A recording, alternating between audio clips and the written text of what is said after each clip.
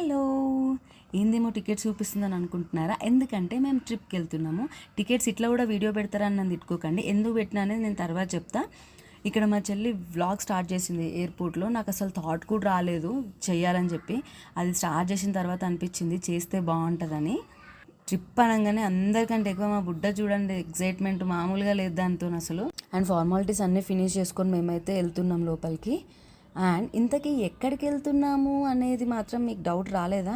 ఎక్కడికంటే ప్రజెంట్గా ఆ ఫ్లైట్ అయితే మమ్మల్ని మదురైకి తీసుకెళ్తుంది. అక్కడి నుంచి ఎక్కడికి అంటే నెక్స్ట్ డే మా యాక్చువల్ డెస్టినేషన్. అండ్ మీకు ఒక విషయం నేను తర్వాత చెప్తాను అన్నాను కదా, అదేంటంటే నేను పుట్టినప్పటి నుంచి ఇప్పటివరకు నేను, మా మమ్మీ, మా డాడీ, మా చెల్లి వెళ్ళిన ట్రిప్, సపరేట్గా వెళ్ళిన ట్రిప్ అంటే ఒక్కటి కూడా లేదు. ఫ్యామిలీ అందరితో కలిసి వెళ్ళినాము, ఎక్స్టెండెడ్ ఫ్యామిలీ. కానీ మేము నలుగురం వెళ్ళింది అయితే లేదు. అది అసలు ఇప్పటివరకు కుదరలేదు.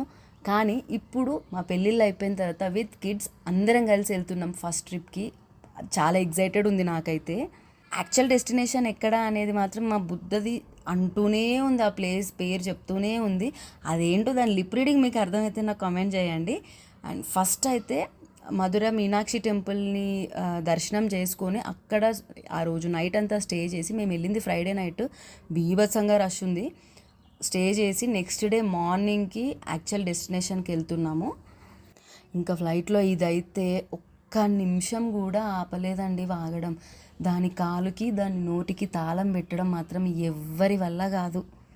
ఇంకా ఆ 1 hour ఒక్కటే ప్లేస్లో కదలకుండా కూర్చోబెట్టడం మాకైతే చాలా పెద్ద టాస్క్ అయిపోయింది.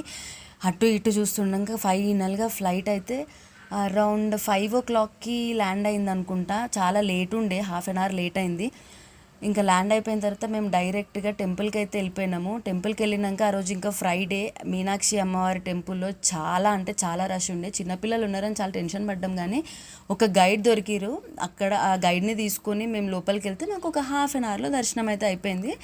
చాలా అంటే చాలా బాగుంది టెంపుల్. నిజంగా చెప్తున్నా, లోపలికి వెళ్ళిన తర్వాత ఎంత బాగా అనిపించిందంటే ఖచ్చితంగా ఒకసారి వెళ్ళాలి టెంపుల్కి మాత్రం. నేను ఫస్ట్ టైం వెళ్ళినా, నేను అందుకే అంత ఎగ్జైటెడ్ ఉండే. అండ్ వాళ్ళు ప్రసాదం ఇచ్చారు, నాకు ఎక్కడ పెట్టాలో అర్థం కాక వాళ్ళ దగ్గర ఒక ఎక్స్ట్రా గ్లౌజ్ ఉంటే తీసుకొని దాంట్లో పెట్టేసిన. ఇంకా ఫైనల్గా బయటికి వచ్చిన తర్వాత అంతా అయిపోయిన తర్వాత డిన్నర్ చేసేసి రూమ్కి వెళ్ళిపోయి హ్యాపీగా పడుకున్నాం.